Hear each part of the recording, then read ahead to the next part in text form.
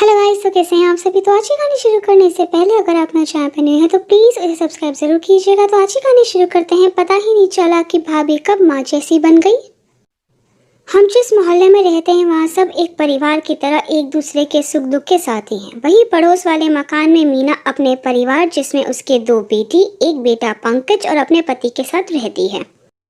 बेटा बड़ा था इसलिए उसकी शादी पहले कर दी ताकि बहू घर में आ जाए, तो जब बेटियां ब्याह कर जाएंगी तो घर खाली नहीं लगेगा। जब मंजू उस घर की बहू बनकर आई तो उसकी नंदों ने एक भी मौका नहीं छोड़ा उसे परेशान करने का। वह पूरा दिन अपने माँ के कान भरती रहती थी कि यह आपकी बहू है, इसे ज़्यादा सर पर मत चढ़ाओ। कभी उस पर खाने को लेकर तो कभी कपड़ों को लेकर चिल्लाने लग जाती थी। नंदों की बातों में आकर अक्सर उसकी सासू माँ उस पर गुस्सा कर दिया करती थी, पर वह चुपचाप सब कुछ सहन कर जाती थी, कुछ नहीं कहती थी। शादी के 5 साल होने तक मंजू एक बेटे और एक बेटी की माँ बन चुकी थी।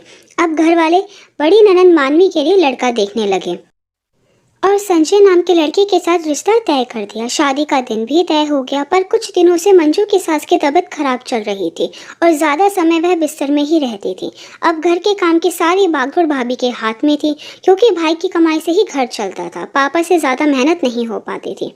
अब दोनों नंदे डरने लगी कि भाभी अब तो हमसे सारी बातों का बदला लेंगी।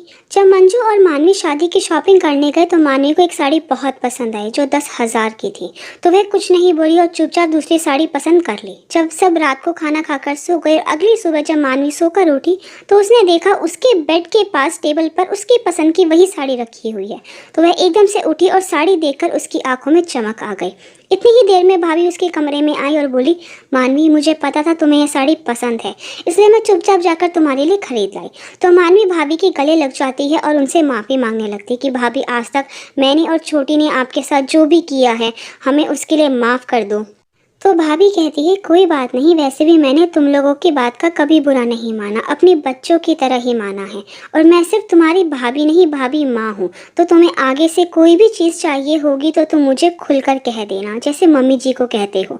तो ननंद कहती है कि भाभी माँ अब बहुत अच्छी हो। आई होप गाइस कि आपको आज की मेरी वीडियो पसंद आई। और आपको मेरी वीडियो पसंद आई है तो प्लीज़ उसे लाइक ज़रूर कीजिएगा, शेयर कीजिएगा, मुझे कमेंट करके बताइएगा कि आपको मेरी वीडियो कैसी लगी। अगर आपने अभी तक मेरे चैनल को सब्सक्राइब नहीं किया तो प्लीज़ इसे सब्सक्राइब जरूर कीजिएगा। Thank you so much guys मेरी वीडियो देखने के लिए।